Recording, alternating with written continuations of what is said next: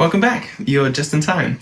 It's episode 2 of Out of Office, the place where in just a couple of minutes you can learn everything you need to know about what's going on in the world of remote work and the future of work.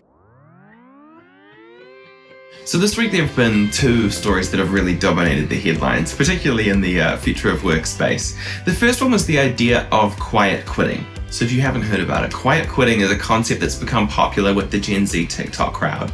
And the idea is that instead of quitting your job when you want to leave, when you decide you've had enough, when you're not being treated right, instead you should just do the bare minimum.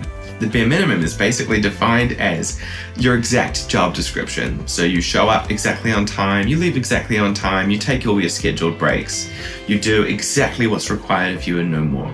There are really 2 perspectives that I hold personally on this topic. The first one is that this points to a need for workplaces and managers to really set a defined responsibility list for the people that they hire.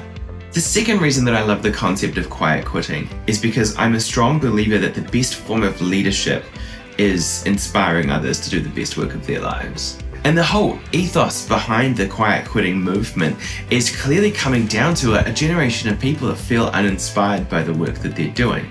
And I strongly believe that there's a whole bunch of managers out there that could do with a kick in the ass. They're asking for a clear outline of what their responsibilities are, what are the inputs and outputs that make up their work, a little bit of inspiration perhaps and context when they're asked to go the extra mile, and then they're asking for enough freedom and flexibility to live their life the way that they want to, the way that as a human they deserve to. You know what? That's something I can get behind. I'm all for it. The other news story that's been really dominating headlines is Biden's recent announcement of forgiving student loan debt. So you watching this might be wondering why on earth this affects people that live outside the United States of America, like myself. This forgiveness of student loan debt has a measurable impact on the worldwide labor market and on remote workers everywhere. One of the reasons that I think this student loan forgiveness is really interesting is because it exposes some core truths about the relationship between the education market and the workplace. So there are 2 things that the university system is designed to do. The first one is encourage higher learning, research and development, discovering new things, and that's how we put people on Mars. That's fantastic. But the second thing that it needs to do is to prepare people for the workforce. When you think about that second purpose of preparing people for the workforce, what that has meant is that a university degree has been widely accepted by pretty much every country in the world as the best signifier that someone is a great person to hire. So to illustrate that point, I'd like to ask, you watching this, when's the last time you used something that you learned in your degree? And lastly, is every graduate of the university program that you attended really better than every person that didn't graduate?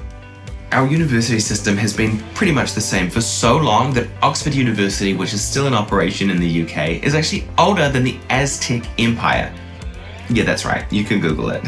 And it makes sense, right? We as a human race, we're trying to figure out how to kick to the next level of civilization, and we knew that education was a really key part of that. But somewhere along the way, we ended up giving universities the monopoly on determining whether someone is any good at their job. Well, I say that sucks. I believe that what the world really needs is a way for workers to prove that they've got what it takes to do a job, separately from a university degree. For some people, their university education will be what set them up for success in a job, but for many others that's not true. The whole reason Biden is forgiving their student loan debt is because universities are charging astronomically larger amounts than they used to. So I'm not saying university is bad and you shouldn't go out and get a degree. But what I am saying is in 2022, there are better data points to determine if someone is going to be great at their job than which university they went to. If there's a more reliable way for people to prove that they've got the skills that it takes to do a job, perhaps universities will actually have to come down in line with inflation.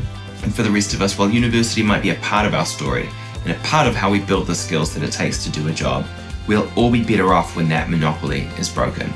So that's it from me. Now, I'd like to hear from you. What do you think? Am I onto something? Or did you hate every word that just came out of my mouth? No matter what you think, I'd love to hear from you. Drop a comment below and I'll see you next week.